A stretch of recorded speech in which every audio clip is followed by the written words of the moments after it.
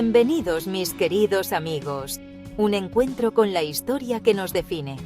Qué bueno encontrarnos otra vez, mi gente querida. Bienvenidos todos a este espacio donde nos gusta desempolvar las viejas historias, esas que a veces creemos que ya no tienen nada que decirnos.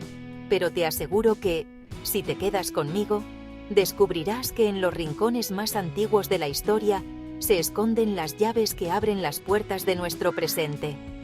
Hoy vamos a hacer un viaje espectacular.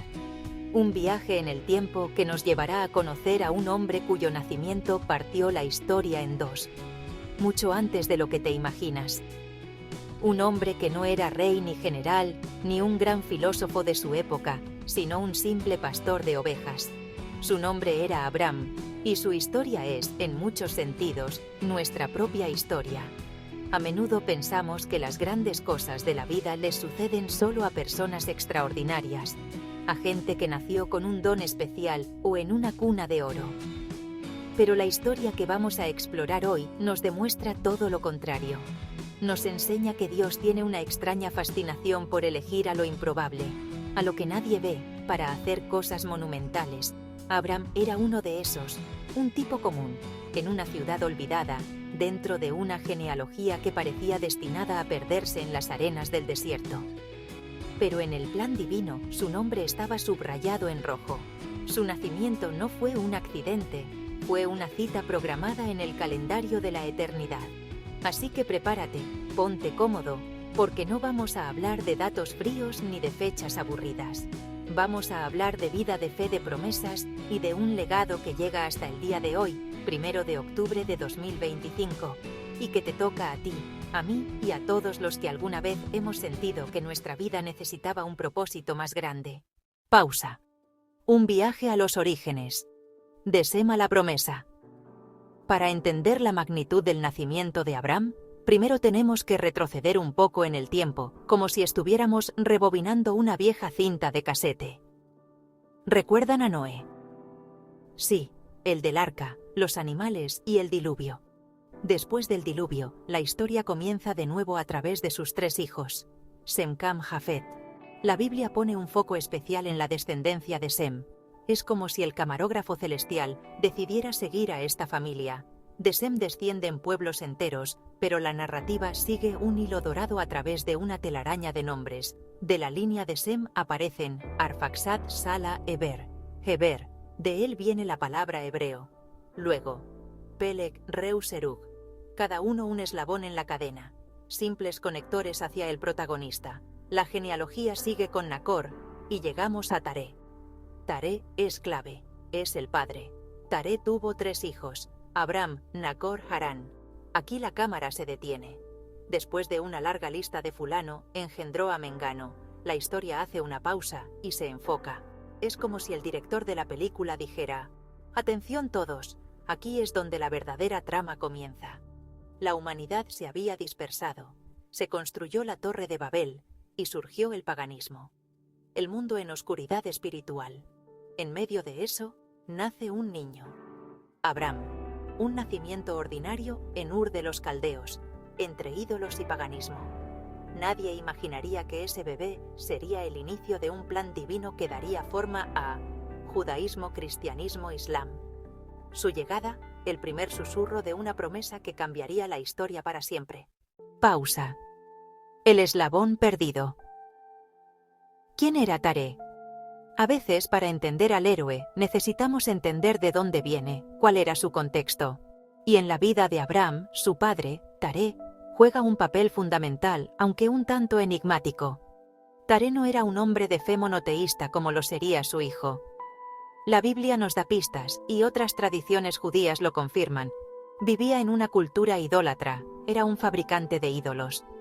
Era vendedor de ídolos. Imagínate la escena. El padre de Abraham tenía una tienda, un negocio familiar, estatuillas de dioses de barro, estatuillas de dioses de madera, para poner en sus casas. Era un hombre inmerso en el sistema religioso y económico de su tiempo. Esto hace que el llamado de Abraham sea aún más radical y sorprendente. Abraham no creció en un hogar donde se hablaba del Dios único y verdadero. Creció rodeado de politeísmo. Su padre, literalmente, se ganaba la vida con los dioses falsos. Es como si el hijo de un fabricante de armas se convirtiera en un líder pacifista mundial. El contraste es brutal y nos enseña algo poderoso sobre la gracia de Dios. No importa cuán lejos de Dios pueda parecer tu entorno familiar o tu pasado, el llamado de Dios puede romper con cualquier tradición y cualquier herencia. Abraham es el ejemplo perfecto de que tu origen no tiene por qué determinar tu destino final. Taré tomó a su hijo Abraham, Taré tomó a su nieto Lot, Taré tomó a su nuera Sarai, salieron de Ur de los Caldeos para ir a la tierra de Canaán. Sin embargo, algo pasó en el camino. Se detuvieron en una ciudad llamada Harán y se establecieron allí. Nunca llegaron a su destino original. ¿Por qué? La escritura no lo detalla, pero podemos imaginar muchas cosas. Quizás el viaje fue demasiado duro para un hombre anciano, quizás se sintió cómodo en Harán, o quizás su fe vaciló.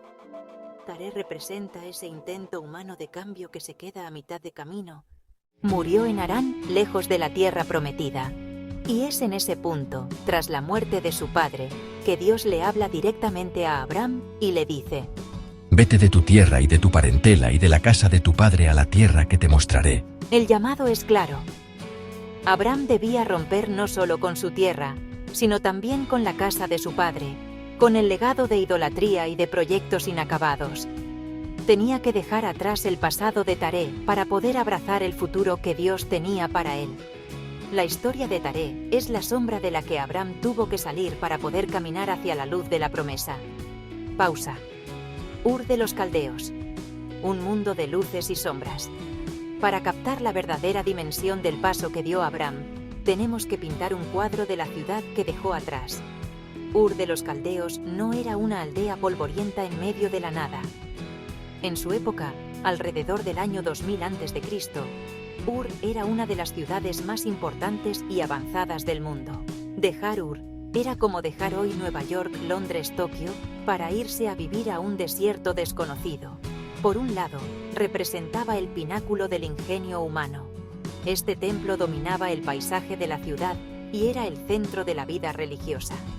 La gente de Ur vivía en un mundo donde los dioses eran muchos.